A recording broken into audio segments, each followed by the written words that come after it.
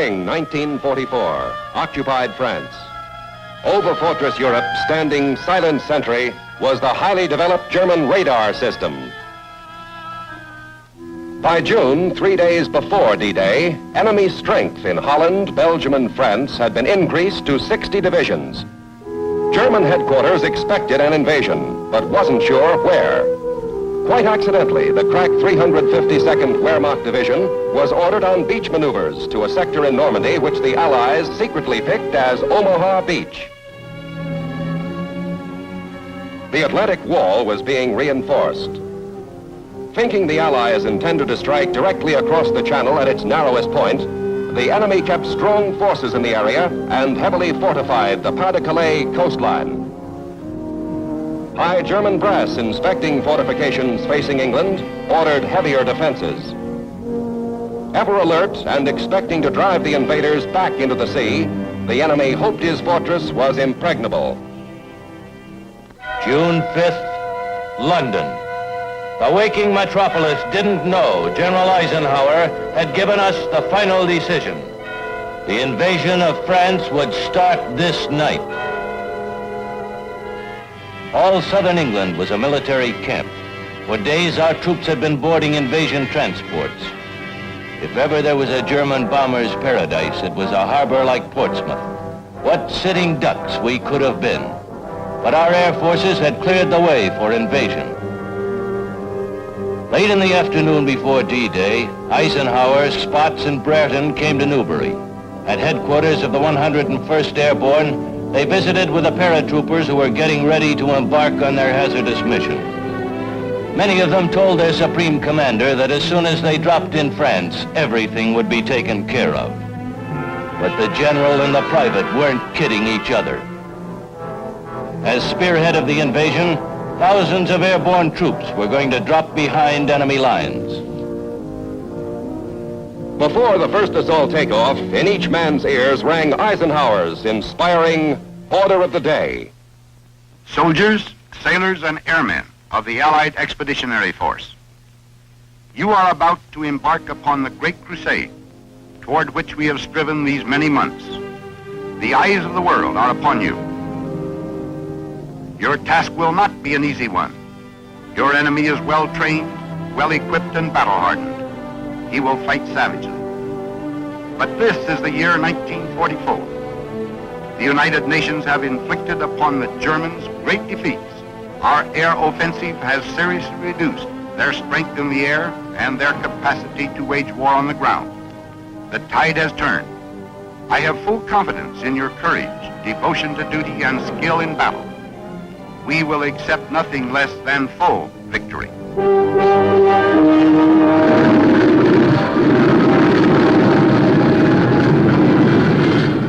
Good luck, and let us all beseech the blessing of Almighty God upon this great and noble undertaking.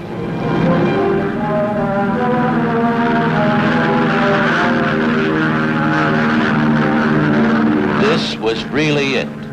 Here we were, the 9th Troop Carriers vaulting the Channel, the vanguard of the Second Front, 1 British and 2 American divisions. Our mission, to drop them behind German fortifications to flank and secure the invasion zone. Tough young men making history, which some of them would never get a chance to read.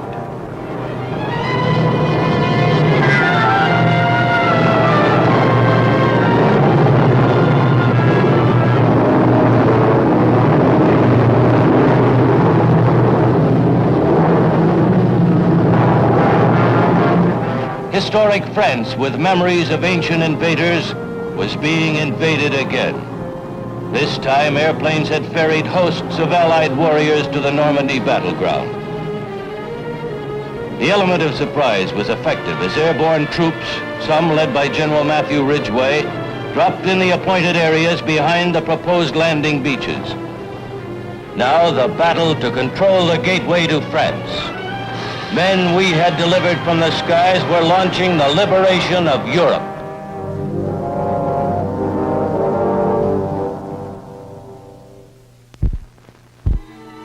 All this time, hundreds of troop-laden invasion craft were leaving England. June saw the highest winds and roughest seas experienced in the English Channel for 20 years. D-Day was no picnic.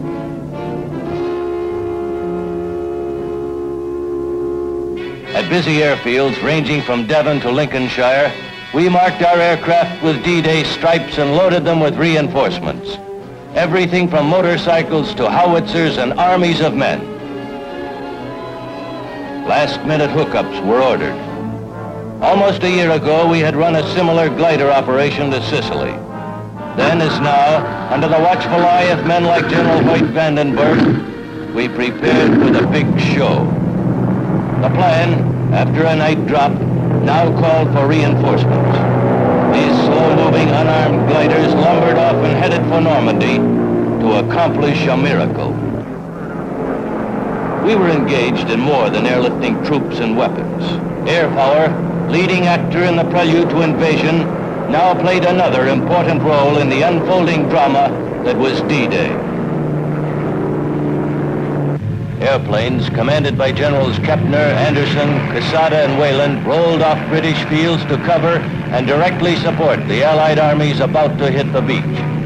The pre-D-Day timetable also called for our planes to warn the French, planes to divert the enemy, planes to smash German radar and communications, planes to attack rail centers, bridges, and airfields. 8,000 planes dispatched to isolate the battle area from the rest of France and help the Allies grab a foothold on Western Europe.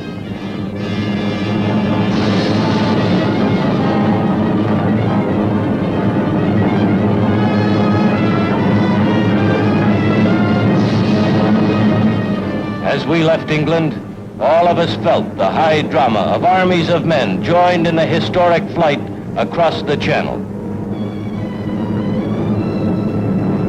Bearing witness to the mighty spectacle were the Allied seaborne forces escorting the U.S. First Army and the British Second Army for the great assault. The invasion schedule now called for a tremendous naval overture.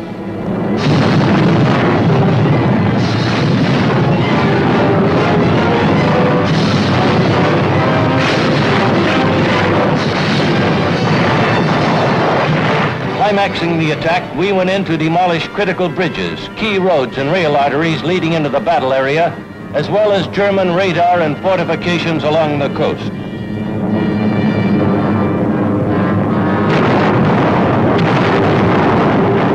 By D-Day, 74 tunnels and bridges leading to Normandy were put out of business.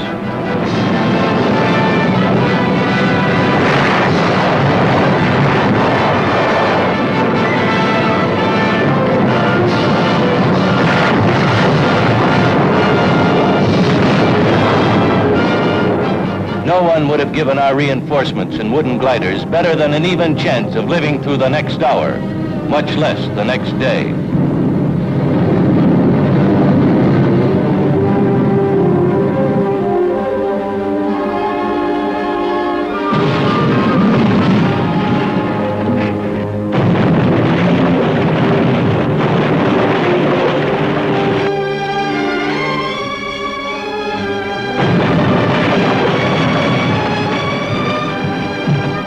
They were wrong. We had a lot in our favor. We had mastery of the air. We achieved complete surprise. And we had guys with guts and faith in freedom on our side.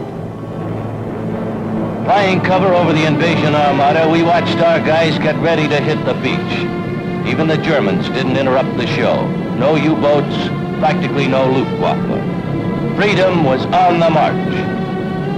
Not realizing the extent of the force opposing them, the Germans tried to stop the invasion.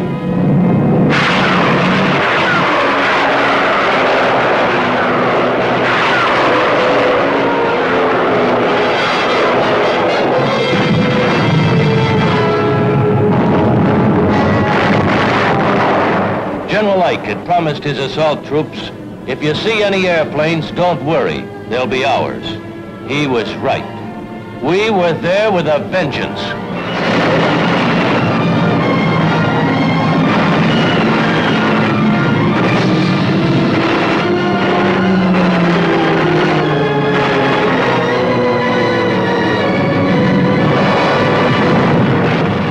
in at right angles to the British assault points in the American beaches we called Omaha and Utah. Paving the way, we bombed continuously until minutes before the landing. Then, racing toward the beach, the assault force opened up.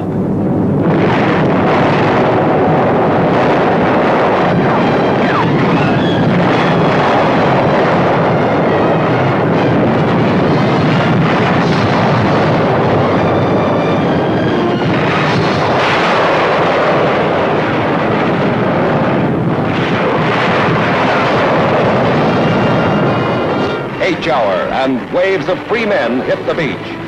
Normandy, from the Cherbourg Peninsula, eastward to the mouth of the Seine, shook with a tremendous roar of battle.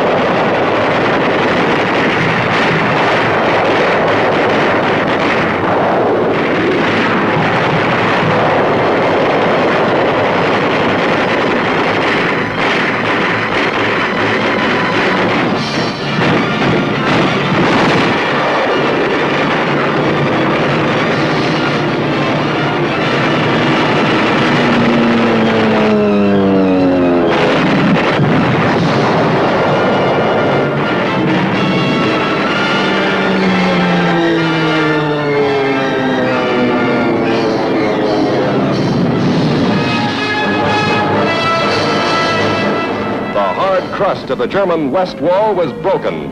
The landing stuck. Unceasingly, the Allies poured men and materiel into the flame-swept rim of France. Try as he would, the enemy could not push the Allies into the sea. Our planes hunted the German Air Force. Where were they? The crippled Luftwaffe had been pulled back to defend their fatherland. Protected by Allied air power, the road to final victory was open. That moment in history, called D-Day, will never die. It spelled life to those who were enslaved, a time of greatness to those who battled, a lesson to would-be aggressors.